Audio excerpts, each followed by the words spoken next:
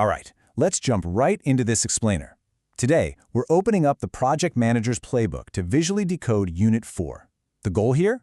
To explain all the work in detail using pictures and diagrams, keeping you totally focused and entertained.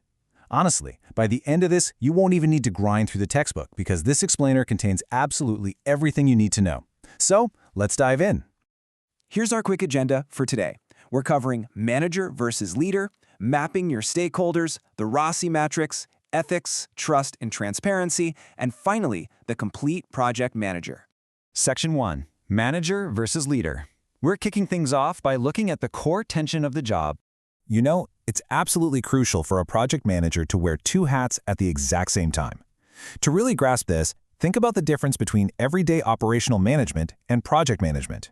Say you're running a water bottle manufacturing plant. The operations manager is looking after a permanent team, day in and day out, handling routine tasks just to maximize that long-term efficiency. But as a project manager, it's a whole different ballgame. You're brought in to launch a completely brand new water bottle. You've got a temporary, makeshift team, folks from marketing, engineering, finance, people who probably don't even usually talk to each other. Your focus is laser-targeted on a specific goal.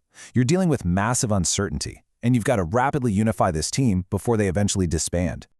This really illustrates that stark contrast perfectly. Look at the left side here. These are the hard skills of a manager. We're talking about the tangible stuff you can easily measure: cost management, time management, tracking progress. It's all about technical, structural execution. Now, flip over to the right. These are the soft skills of a leader: emotional intelligence, visionary motivation, conflict resolution. A true project manager has to constantly bounce back and forth between that rigid structure on the left and the dynamic, people-focused energy on the right. So, what it ultimately boils down to is this. Managers cope with complexity, while leaders cope with change. Managers are there to maintain the status quo and fix the technical hiccups, right? Leaders, on the other hand, challenge that status quo. They inspire the team to figure out their own solutions. To pull this off, you kind of have to be this larger-than-life character. You're keeping order, but at the exact same time, you're guiding your team through a whirlwind of unpredictable change. All right, moving on to Section 2, mapping your stakeholders. Let's look at navigating the minefield of people involved. Now that we know the internal makeup of a project manager, let's talk external challenges. You can actually gamify how you map out your stakeholders using this influence attitude matrix. It's pretty cool.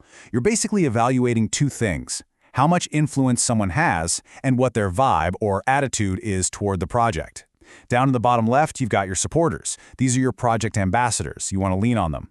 But look up at the top right.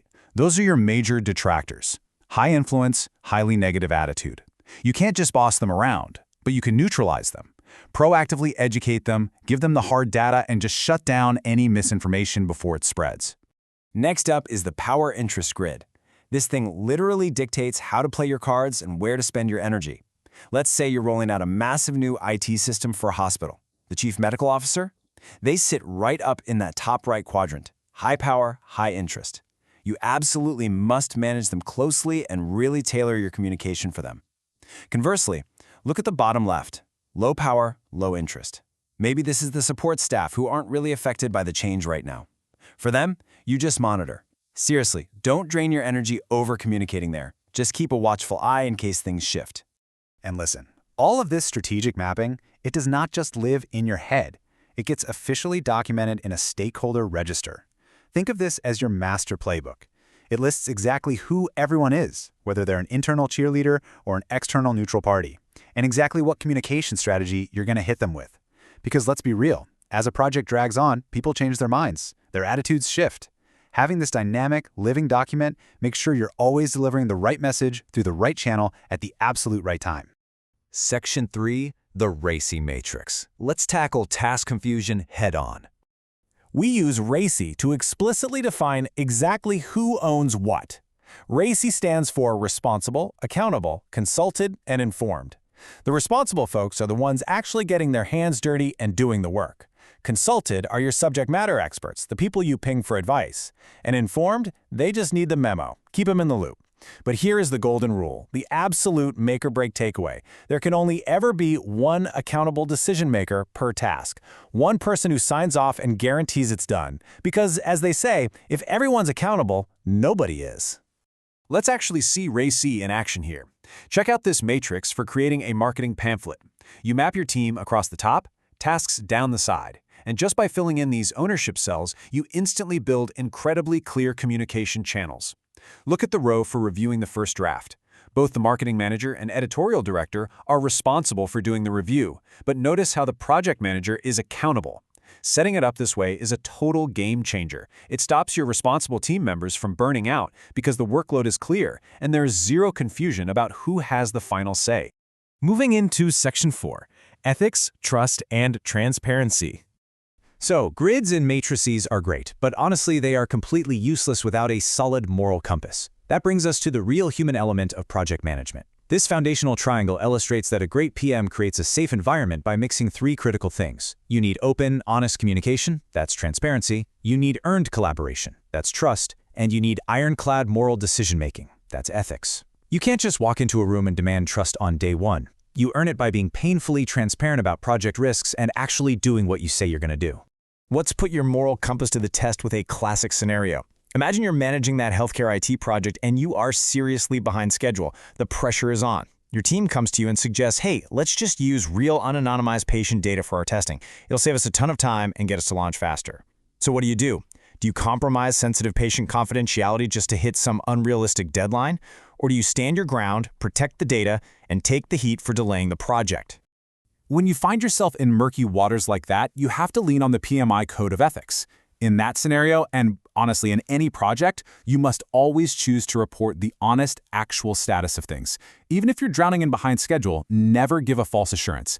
Admit your mistakes openly, make sure information is shared transparently, and just practice raw integrity. That means your actions always match your words. And let me tell you, that is exactly what builds the trust you're going to desperately need when things inevitably go sideways. Which brings us to our final section, Section 5, the Complete Project Manager. Let's tie all of these incredible concepts together, the leadership, the stakeholders, the ethics, and map them right back to the timeline of an actual project. This breakdown is perfect. It shows just how wildly a project manager's role evolves. Look at the initiation phase. You're dealing heavily with internal sponsors and external consultants. But by the time you hit execution, total pivot. Now you're managing internal tech leads and external subcontractors. And finally, in closing, you're handing everything off to operations and making sure the regulators are happy. Your communication, your leadership style, it has to constantly adapt to these shifting audiences at every single step. To wrap up this entire Unit 4 explainer, we can see the 9 ultimate qualities of an effective project manager visually summarized right here.